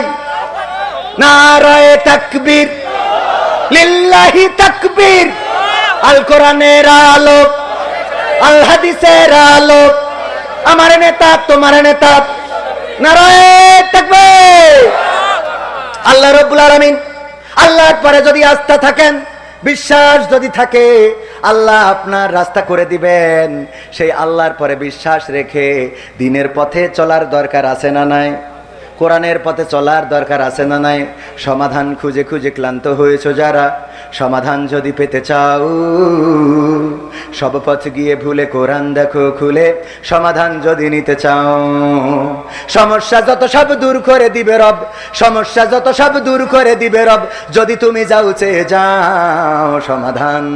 সমাধান খুঁজে খুঁজে ক্লান্ত হয়েছো যারা, সমাধান যদি পেতে চাও, সব পথ গিয়ে ভুলে কোরআন দেখো খুলে, সমাধান যদি নিতে চাও। কোরআন ধরি না বলে, কোরআন পড়ি না বলে চারিদিকে হই লাঞ্ছিত, কোরআন জানি না বলে, কোরআন মানি না বলে সব অধিকার বঞ্চিত। কোরআন ধরি না বলে, কোরআন পড়ি না বলে চারিদিকে হই লাঞ্ছিত, কোরআন জানি না বলে, কোরআন মানি না বলে সব অধিকার বঞ্চিত। মরিচিকার পিছে না ঘুরে মিছে মিছে, মরিচিকার পিছে না ঘুরে মিছে মিছে, কোরআনটা খুলে দেখে নাও সমাধান। সমাধান খুঁজে খুঁজে ক্লান্ত হয়েছো যারা, সমাধান যদি পেতে চাও, সব পথ গিয়ে ভুলে কোরআন দেখো খুলে, সমাধান যদি নিতে চাও। কোরআনেই খুঁজে পাবে সংসার নীতি, আর কি হবে রাষ্ট্রের নীতি। কোরআনের আইন চললে দেশে দূর হবে সব দুর্নীতি। কোরআনেই খুঁজে পাবে সংসার নীতি, আর কি হবে রাষ্ট্রের নীতি। কোরআনের আইন চললে দেশে দূর হবে সব দুর্নীতি। মানব রচিত মতে শান্তি খুঁজো না পথে, মানব রচিত মতে শান্তি খুঁজো না পথে, কোরআনটা খুলে দেখে নাও সমাধান। সমাধান খুঁজে খুঁজে ক্লান্ত হয়েছো যারা, সমাধান যদি পেতে চাও, সব পথে গিয়ে ভুলে কোরআন দেখো খুলে, সমাধান যদি নিতে চাও। কোরআনের সমাধান আছে না নাই? সব সমস্যার সমাধান। যারা বলেননি তাদের বিশ্বাস হয়নি। সব সমস্যার সমাধান, যারা বলেন সব সমস্যার সমাধান, সব সমস্যার সমাধান। এই কোরআনের সাথে আমাদের কারো বিরোধ আছে? আওয়ামী লীগ যারা, তারা কোরআন মানে না মানে না, বিএনপি যারা কোরআন মানে না মানে না, জামাত যারা কোরআন মানে না মানে না, অন্য দল যারা করে তারা কোরআন মানে না মানে না। কোরআন যদি মানে, জামাত করা লাগবে না, হেফাজত করা লাগবে না, চরমনাই করা লাগবে না। বললো আমার সাহসী ঘটনা, জীবনে বাগেল্লাস কেটে আনা সুন্দরবনের তে বলছে যে, তা মাথা বাদ দিয়ে বলছে মাথায় এক সপ্তাহ আগে কিটা কেটে নিয়ে গে, মাথায় এক সপ্তাহ আগে কিটা কেটে নিয়ে গেছে, তাই ও আস্তে আস্তে কইছে এই ল্যাস কেটে নিয়ে। ওর জীবনের সাহসী ঘটনা যে বাঘের ল্যাস কেটে নিয়ে, চিন্তা করা যায়। আমাদের অবস্থা হইলে এইটা, আল্লাহর তাকবীরটা বড় করে দিতে বলেছে, আর আপনি তত আস্তে দিচ্ছেন লিল্লাহি তাকবীর। এই আওয়াজে বাতিল পালাবে না, এই আওয়াজে বাতিল ইয়ানত নিয়া বন্ধ করবে। আমি সাদার কথা বলিনি কিন্তু, কি নিয়া জোর করে আর কি। ও আমার ভাইরা বলেন লিল্লাহি তাকবীর, নারায়ে তাকবীর। আকবর আলী, আকবর আলী, যে আকবর সাহেব জমি বিক্রি করে, এখনকার সময় জমির দাম কত? আমার মা জমি বিক্রি করলেন আমার বাবা মারা যাওয়ার পরে 1 লাখ টাকায় 1 বিঘে, 3 বিঘে জমি বিক্রি করলেন 3 লাখ টাকায়, আর আমার এখন 1 বিঘে জমি কিনতে হয় 30 লাখ টাকা। ভাই আমার, এই বর্তমান সময়ের জমি বিক্রি করে দেওয়ার লোক কি পাওয়া যায়? তাইলে এই লোকটার জন্য দোয়া করার দরকার আছে না নাই? আল্লাহ, তুমি যে নামটা তার পিতামাতা রেখেছিল আকবর আলী, ওগো আল্লাহ তুমি তারে বড় করে রেখো, দুনিয়ার জমিন এবং আখেরাতে জান্নাতেও তুমি তারে বড় জায়গাটা দান করে দিও। বলেন আমি। টাকা দিয়েছেন কয় লাখ? জোরে বলেন কয় লাখ? সবাই বলেন কয় লাখ? জোর হলো না, আরো জোরে কয় লাখ? 2 লাখ টাকা দিয়েছেন। আর সভাপতি আমার পাশে বসা, আমি তো এখনো গুনতেই পারলাম না, টাকার অঙ্ক দেখে মনে হচ্ছে 5,000 টাকা। হ্যাঁ, হুজুরটা নিয়ে নিয়ে অভ্যাস হয়ে গেছে তো, ও ধরি বল দিতে পারি কম আছে না বেশি আছে। 5,000 টাকা, লিল্লাহি তাকবীর। নাম কি শুনে? মশিয়ার রহমান। মেটি পাড়ায় বাড়ি, বিদেশে থাকে। কোন দেশে? ইটালি। ইটালি থাকে। এই যে দেশে টালি দিয়ে বানাইনো মনে হয়। আরে আগে বিদেশ মনে করতাম, বিদেশ মানে সব বিদেশ, কিন্তু ইন্ডিয়ায় গেলি আমরা বলতাম ওটা বিদেশ না, ইন্ডিয়ায় গেছে। এই কথা কয় না। ইন্ডিয়াও বিদেশ না, বিদেশ না, কিন্তু কেউ বলে না যে বিদেশ রয়ে ইন্ডিয়ায় গে। এই কেন ইন্ডিয়াও বিদেশ? যে ইন্ডিয়ায় যাবে ওরও কবেন বিদেশে আছে। কি পাগল আমরা, ইন্ডিয়া বিদেশ না। কিটা আতিকুলির মা 5,000। ওরে খুদা, এত টাকা! এ আমার আজ ভাল লাগছে। নারায়ে তাকবীর! 2 লাখ দিয়ে শুরু। সভাপতি আপনি 5,000 টাকা দিয়েছেন আর সভাপতি হিসেবে আর 5টা ব্যাগ সিমেন্ট দেন। আল্লাহ কবুল করুক, আলহামদুলিল্লাহ। নারায়ে তাকবীর! কয় ব্যাগ? মাদ্রাসা বানানোর জন্য সিমেন্টের দরকার আছে না নাই? মিছিলের জন্য প্রস্তুতি নেন, লাগা মিছিলের প্রস্তুতি দরকার আছে না নাই? এই জন্য আগামী দিনের জন্য প্রস্তুতি নেন। তাহলে উনি টাকা দিয়েছে কয় হাজার? জোরে বলেন, কয় হাজার? আমি তো নাম বলি পারিনি। আমার সভাপতি ইসরাফিল সাহেব 5,000, আর ইটালি থাকে নশিয়ার মামা দিয়েছে 5,000, আর কার মা দিয়েছে? মাজিদ সাহেবের মা, আব্দুল মাজিদ সাহেবের মা 5,000, আর লাস্টের 5,000 কিটা? মাজিদ 5,000, আর কার মা দেশ 5,000? আতিকু। তো এটা কোশ্চেন না কেন? আমার কি নেটওয়ার্কে অত টের পায়? নিজে বিয়ে করিস কিনা এটা তো এখন মন থাকে না টাকা হওয়ার পরে। ও আমার ভাইয়েরা, তাহলে কার মা? আতিকুরির মা কয় হাজার? জোরে বলেন, কয় হাজার? ও আল্লাহ, এত টাকা এত পয়সা কি কাজে লাগবে? আমার চাচা মাদ্রাসা বানানোর জন্য। ও চাচা গো, আরে চাচা নাম কি? চাচা আমার মিজানুস চাচা 500 টাকা করলো দান। আল্লাহ বাড়িয়ে দাও সম্মান, আল্লাহ চাষির হায়াত বাড়াই দাও। চাচা থাকা পর্যন্ত যেন চাষি ইন্তেকাল না করে, সবাই বলে না আমিন। আল্লাহ তুমি চাষির নেককার দিনদার ইমানদার বানাই দাও, বুড়ো বয়সে যেন ঝগড়া না হয় তৌফিক দান করে দাও, বলে না আমিন। তাড়াতাড়ি আর কেউ তাড়াতাড়ি ওই ব্যবসা যেহেতু দিন আপনার সাইফুল তা আপনার কই? ইউটিউবের টাকা, ফেসবুকের টাকা রে। আমার বাপ্পি ছোট ভাই আমার ঢাকায় যেয়ে 10 দিন বললো কুপাকুপি করে কামাই এসেছে। কত? পরিবারের আব্বার নামে।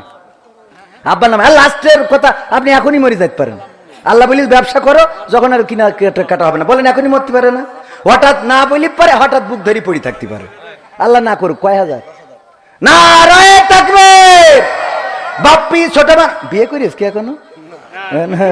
কি শয়তান!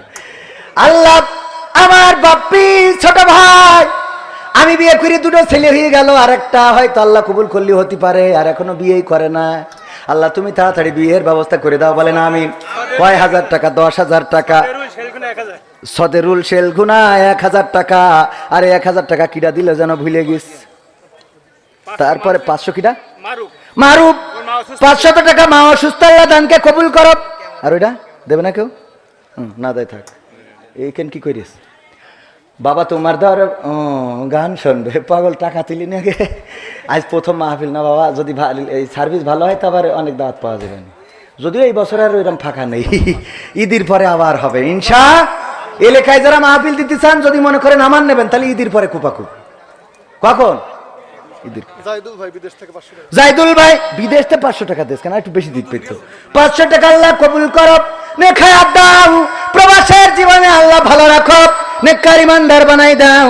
তারপরে আর তাড়াতাড়ি এই নগদ সামনে যারা আছেন 500 1,000 নিয়ে আসেন তাড়াতাড়ি, নগদ অথবা বাকি যেভাবেই দেন, আল্লাহর নবীর ঘর বানানোর জন্য। মুবারকের মা 500 টাকা আল্লাহ মুবারকের মাকে কবুল করে নাও, নেখায়াত দান করে দাও। আব্দুল শুকুর আল্লাহ 500 টাকা, তুমি তার বেশি বেশি শুকরিয়া আদায় করার তৌফিক দান করে দাও। আঞ্জুর 200 টাকা আল্লাহ কবুল করো, মনের নেক মাকসাদ পুরা করো। আর কিডা তাড়াতাড়ি আমাদের মেম্বার চেয়ারম্যান যারা বিএনপির আওয়ামী লীগের আছেন, পদ খুঁজে বেড়াচ্ছেন, তারা আমাদের কাছে একটু দোয়া নেন। পদ পদবি দেওয়ার মালিক কে? নমিনেশন দেওয়ার মালিক কে? আল্লাহ আমার ডাক্তার মনিরুল সাহেব কই?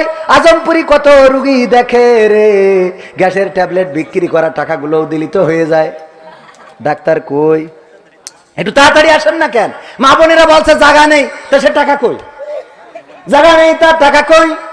ও আমার ভাইয়েরা, সামনে যারা বসা 500 1000 একটু আল্লাহর নবীর ঘরের জন্য, আল্লাহর ঘর আর নবীর ঘর, এই দুটো ঘর পৃথিবীর মধ্যে উত্তম ঘর। ওগো আমার ভাইয়েরা, সেই নবীর ঘর এবং আল্লাহর ঘরকে কেন্দ্র করে এই মাহফিল।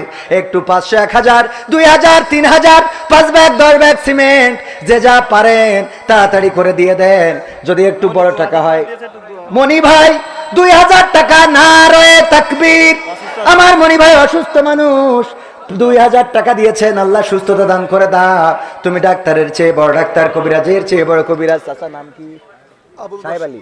আমার সাহেব আলী চাচা 200 টাকা করলেন দান, আল্লাহ বাড়িয়ে দাও, সম্মান নে খায়াত দিয়ে দাও, মনের স্বপ্ন পুরা করো। মাদ্রাসার ছাত্র আবুল বাসার 300 টাকা দিল, আল্লাহ তুমি তার লেখাপড়ায় কামিয়াবি দান করো, মনের নেক মাকসাদ পুরা করো। তারপরে আর কিরা? হ্যাঁ, মোশেকুলির মা, আল্লাহ 500 টাকা দিয়েছে, আল্লাহ দানকে কবুল করো। বাবলু তো মাশাআল্লাহ, নারায়ে তাকবীর, লিল্লাহি তাকবীর। প্যাকেট গিয়েছে, যারা প্যাকেট পকেট থেকে দিবেন তাড়াতাড়ি করে দিয়ে দেন 10,000 টাকা। কিটা যেন বাবলু, বাবলু ভাই 10,000 টাকা করলেন দান, আল্লাহ বাড়িয়ে দাও, সম্মান নে খায়াত দিয়ে দাও, মনের স্বপ্নগুলো পুরা করে দাও। আল্লাহ স্ত্রী সন্তান সন্ততিকে কবুল করে নাও, আল্লাহ তুমি দিনদার ইমানদার বানিয়ে দাও। আল্লাহ এই দানের ওসিলায় সম্পদগুলো বাড়িয়ে দাও। 10,000 টাকা যে দান করলো, আল্লাহ এই দানের ওসিলায় তুমি 10 কোটি টাকার সম্পত্তি দান করে দাও, বলেন আমিন। তারপরে আর কেউ? সিমেন্ট দিয়েছে সভাপতি মাত্র 5 ব্যাগ। আমি কয়েকদিন আগে মাত্র 5 ব্যাগ সিমেন্ট চাইলাম নোয়াখালীতে, একজন ভাই দাঁড়িয়ে বললেন আমি 50 ব্যাগ দিয়ে দেব। এমন কেউ আছেন নাকি 5 bag 10 bag 3 bag 7 bag 13 bag 19 bag 20 bag দেওয়ার মতো কোন আল্লাহর বান্দা? একটু তাড়াতাড়ি করে নাম লিখাই দিতে পারেন। আল্লাহর নবীর ঘরের জন্য সিমেন্ট, 1 টলি বালু মাহরুম করবেন নাকি? সভাপতির কাছে চাইছি 5 ব্যাগ দিয়েছে, দেখি আমরা অন্তত 10টা ব্যাগ করে ফেলি। 5 ব্যাগ দেওয়ার মতো কোন আল্লাহর বান্দা কি আছেন? সামনে বসে থাকা কেউ 5টা ব্যাগ সিমেন্ট 5 5 2500 টাকা, কম বেশি একটু হইতে পারে, দেওয়ার মতো কোন আল্লাহর বান্দা? 5 ব্যাগ সিমেন্ট কোন আল্লাহর বান্দা আছেন? একটু হাত উঁচু করেন, দোয়া করে দেব নাম ধরে। সন্তান বিদেশে থাকে, সন্তান প্রবাসে থাকে, অথবা কারো পিতামাতা চিরজনমের মতো বিদায় নিয়ে চলে গেছে, তার নামে দিতে পারেন। আমি ব্যক্তিগতভাবে আজকে দিনই বলে মনে হয় কেউ সিমেন্ট দিচ্ছে না, আমি অন্তত 1 ব্যাগ, আমার নামে অন্তত 1 ব্যাগ লেখ, 1 ব্যাগ লিখলে অসুবিধা নেই। এই লেখেন মাহফিল না, বেশি টাকা তো দেবেন না আপনারা। আচ্ছা 2 ব্যাগ লেখেন না, 2 ব্যাগ 5 ব্যাগ করলেও 1000 টাকা থাকবেন না। শিমুলিয়ার আলম মাশাআল্লাহ, আরে টাকা দিচ্ছে না হুজুর, এখন বসে থেকে কষ্টটা কি? নারায়ে তাকবীর। শিমুলিয়ার আলম সাহেব 5,000 টাকা, 3,000 2,000 নগদ, 3,000 বাকি। আল্লাহ দানকে কবুল করে নাও, নেখায়াত দান করে দাও, মনের স্বপ্ন পুরা করে দাও, আপনজনদের কবুল করে নাও। আমার নামে 2 ব্যাগ সিমেন্ট আল্লাহ কবুল করো, দানগুলো কবুল করে নিয়ে আল্লাহ আমার স্ত্রীর হায়াত বাড়াই দাও, আমার যা হয় হোক। পাগেস ওরে আল্লাহ, এখানে তো লিস্টে যে টাকা, এই লিস্ট পড়ার পরে আর কেউ টাকা দেবে না রে। আমার আকবর সাহেব দিয়েছে 2 লাখ টাকা, আর সেলিম ভাই দিয়েছে 1,25,000 টাকা। নারায়ে তাকবীর। মাশাআল্লাহ। আলমগীর 4 ব্যাগ কেন? আরেকটা ব্যাগ বাড়াই দেন, 5 ব্যাগ হয়ে যাক। আলমগীর ভাই কই? আলমগীর ভাই কই? 5টা ব্যাগ হোক বাবা। না, আমার নানা বাড়ি ওখানে, হ্যাঁ, আমার আব্বার শ্বশুর বাড়ি, আমার মার বাপের বাড়ি। নারায়ে তাকবীর। আমার মামা এখানে আছে। মহিলাদের কথা কি বলবো? আমি যাবো ওখানে, যাবো। ও মানে কালেকশন কথা বলবো। আমার মা বোনেরা, আপনারা দান করেন, যত দান করবেন আল্লাহ আপনার সংসারে তত শান্তি দিয়ে দেবেন। যেই নিয়ত করবেন এই নিয়ত পূরণ করার মালিক কে? যার স্বামী প্রতিদিন এসে কুপান দেয়, টাকা দান করেন, দোয়া করে দেবো, কবুল করতে পারে না। আমার দোয়ায় মানুষের বিয়ে হয়েছে, পরে ছাড়াছাড়ি হয়েছে, কিন্তু বিয়ে হয়েছে, কাজ হয়নি তা না। আমার কাদের চাচা, কাজল চাচা, নারায়ে তাকবীর। আরো কি বলবে? 2 ব্যাগ সিমেন্ট। আর আমার বোধখানার, আমার নানাবাড়ির গ্রামের মানুষ কি যেন বলিল, আলমগীর, আলমগীর সাহেব 5 ব্যাগ সিমেন্ট, আল্লাহ দানকে কবুল করো। সেলিম বকুল ভাই, গফুর ভাই, আব্দুল গফুর, নারায়ে তাকবীর। 2 ব্যাগ সিমেন্ট। আমার সেলিম ভাই 1,25,000 টাকা দিয়েছে। শাহাবুদ্দিন 50,000 টাকা, ইসমাইল 10,000 টাকা, আলম 10,000 টাকা, ফজলু 20,000 টাকা, আলাউদ্দিন 10,000 টাকা, অনিক 10,000 টাকা, মোহাম্মদ ইতিব 10,000 টাকা, বাপ্পি 10,000 টাকা, বাবু 5,000 টাকা, ফিরোজ 5,000 টাকা, সুলাইমান 5,500 টাকা, আব্দুল মাজিদ 5,000 টাকা, বল্লা গ্রামে বাড়ি, বাবলু 10,000 টাকা, ইকরাম 3,000। আজ আমার কত দূরে যাইতো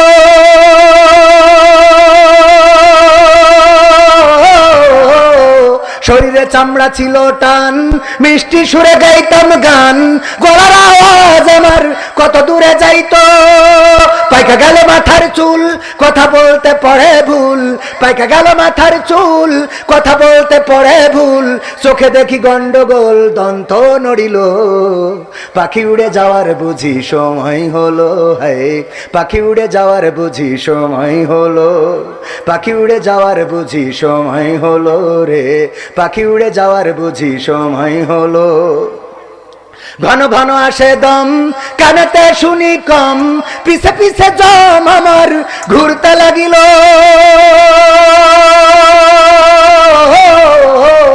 ঘন ঘন আসে দম, কানেতে শুনি কম, পিছে পিছে জম আমার ঘুরতে লাগিল। খাটো হয়ে আসছে পাও, হীন হলো সর্বদাও, খাটো হয়ে আসছে পাও, হীন হলো সর্বদাও, ভাবে বুঝি সময় আমার ফুরিয়ে এলো, পাখি উড়ে যাওয়ার বুঝি সময় হলো।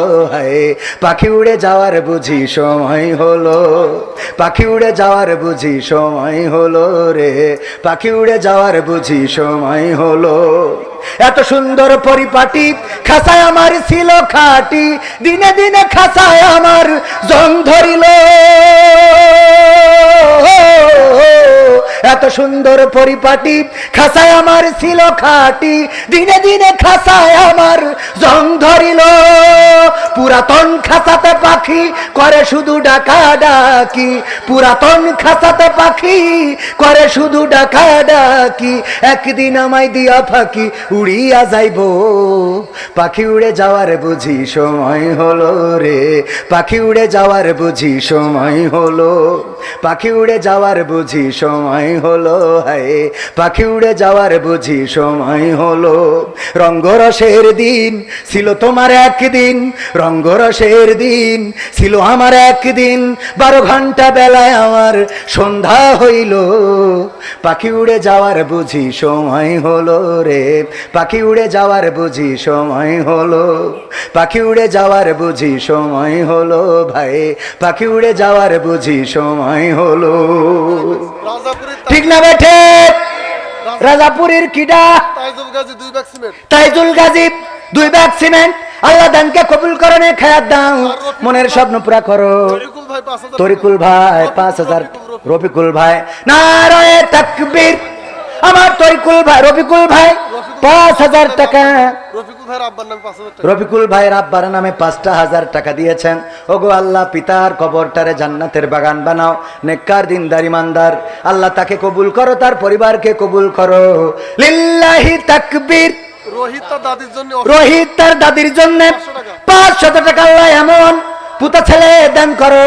লিল্লাহি তাকবীর। প্রধান বক্তার আগমন, মাহফিলের পক্ষ থেকে সিয়াদ দেন, আর একটা সিয়াদ। নারায়ে তাকবীর। আব্দুল সালাম সাহেবের আগমন, যে আওয়াজ আপনারা দিচ্ছেন, আরে আমার অঞ্চল ভাই তো বগুড়ায় যে আমার খারাপ বলবে, একটু জোরে বলেন লিল্লাহি তাকবীর, লিল্লাহি তাকবীর। প্রধান বক্তার আগমন, মাহফিলের পক্ষ থেকে, মাহফিলের পক্ষ থেকে নারায়ে তাকবীর। একজন প্রতিবেশী এক মহিলা এসে বলছে, তোর এই যে এত তালাক দেয়, ঘন ঘন চলি যায়, আবার আসিস কোন দলিলের ভিত্তিতে, বলছে ওর কথা শোনে কিনা।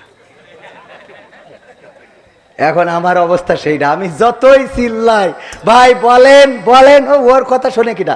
আর সালাম ভাই আমার পাশে বসে আছে, ইন্ডিয়ায় গেলাম, ভাইও তখন ইন্ডিয়ায়, তো ইন্ডিয়ায় দাওয়াতে ওখানে যেই ওয়াজ মাস করি তো সামনে যারা শ্রোতা বসে থাকে আল্লাহর বান্দারা এসে চুপ করে বসবে আর লাস্টে চলে যাবে, এর মধ্যেই ওদের জবান খোলাতে পারবেন না।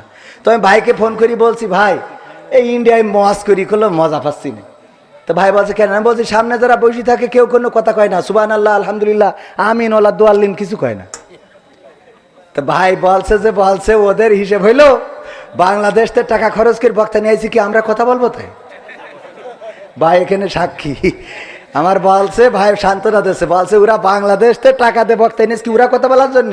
যা বলার আপনি সব বলবেন, বলিতে তারপর চলে যাবেন, জান্নাত মান্নাত যা পাওয়া লাগবে সব আপনার করে দিয়ে যাইতে হবে। আপনারা কি এরকম চিন্তা করছেন?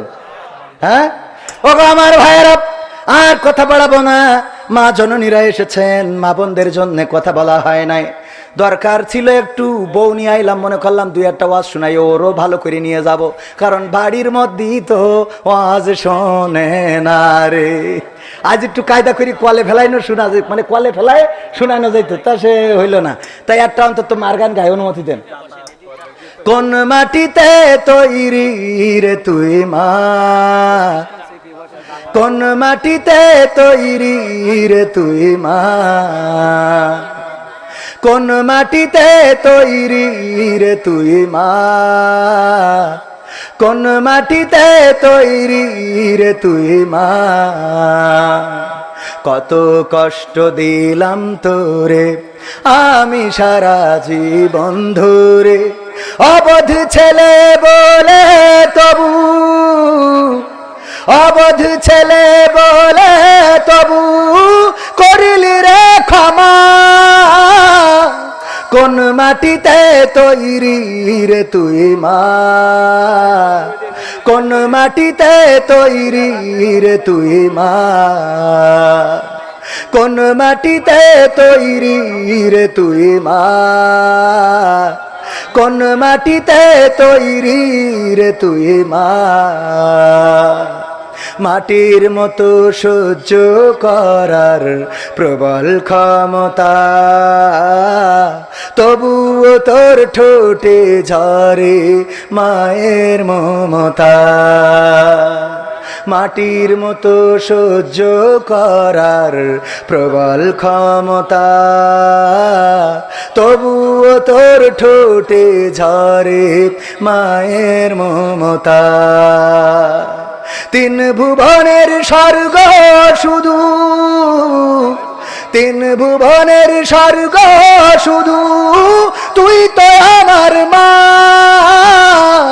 অবধ ছেলে বলে তবু করলি রে ক্ষমা, কোন মাটিতে তৈরি রে তুই মা, কোন মাটিতে তৈরি রে তুই মা, কোন মাটিতে তৈরি রে তুই মা, কোন মাটিতে তৈরি রে তুই মা। আবার যদি কখনো মা জন্ম আমি পাই, সব জন্মেই তোর কোলে মা সুখের মরণ চাই, আবার যদি কখনো মা জন্ম আমি পাই, সব জন্মেই তোর কোলে মা সুখের মরণ চাই, আমি মারা যাবার আগে, আমি মারা যাবার আগে মরিস না তুই মা, অবধ ছেলে বলে তবু করলি রে ক্ষমা, কোন মাটিতে তৈরি রে তুই মা, কোন মাটিতে তৈরি রে তুই মা, কোন মাটিতে তৈরি রে তুই মা, কোন মাটিতে তৈরি রে তুই মা।